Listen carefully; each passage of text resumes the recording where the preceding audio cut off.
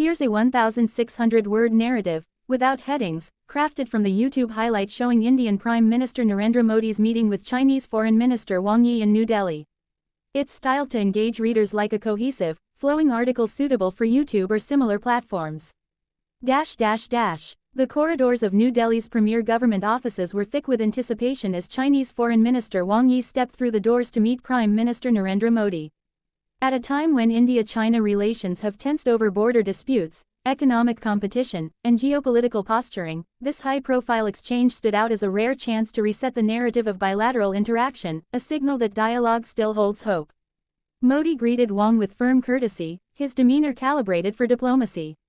Behind them, the flags of India and China stood side by side, a visual reminder that despite decades of contention, the world's two most populous nations remain inextricably linked by geography, history, and global ambition.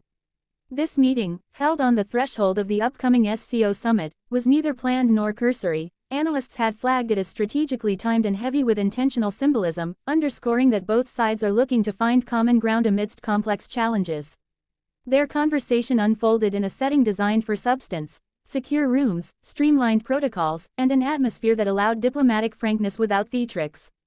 Information gleaned from press coverage confirms that Wang Yi's visit to India, the first in 3 years, was itself a statement. It hinted at Beijing's willingness to re-engage meaningfully with New Delhi, acknowledging the pressures of global shifts, economic landscapes, and regional corridors of influence. As they sat down, their dialogue spanned the immediate and the enduring. Reports from the exchanges suggest that border stability was at the forefront. The shadow of Galwan and other flashpoints still looms large, but both parties recognize that mutual restraint and well-managed dialogues are essential.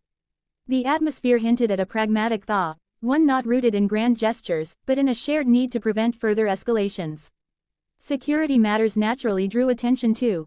The region's tectonic shifts, driven by strategic alliances, maritime posturing, and the growing security calculus across the Indo-Pacific, make it imperative for India and China to maintain at least a functional level of coordination. The meeting's proximity to the Shanghai Cooperation Organization summit added weight. A stable India-China interface could cast ripples across SCO's broader agenda. Yet, the conversation wasn't limited to fault lines. Economic ties, strained by tariffs, trust issues, and shifting investment patterns, were discussed with cautious optimism.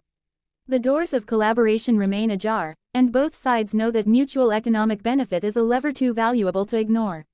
While specifics remain confidential, the tone conveyed openness, an acknowledgement that trade, technology, and supply chain cooperation must evolve beyond rivalry. Beyond the talk, optics also spoke volumes. The staged photography, the leaders walking, gesturing, and smiling, was less about pageantry and more about messaging, a carefully curated hint that even amid friction, diplomacy is alive, and the sovereignty-driven choreography of statecraft continues.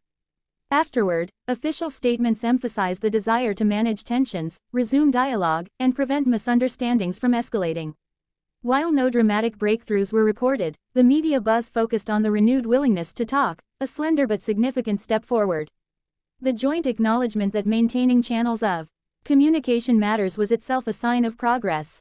This meeting, modest yet meaningful, marked a point of recalibration.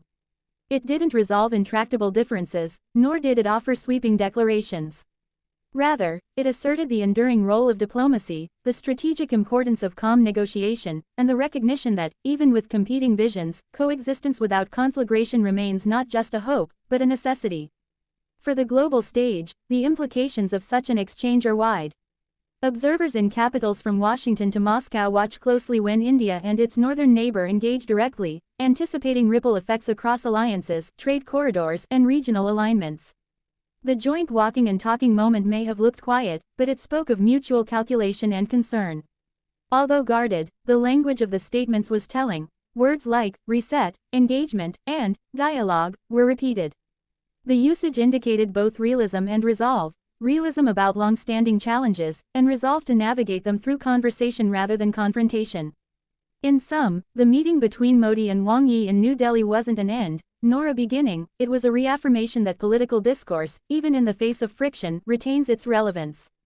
It served as a reminder that diplomacy remains a conscious, deliberate process of reaffirmation, not always flashy, but often necessary. For viewers of global politics, it marked a moment, quiet, deliberate, and full of import.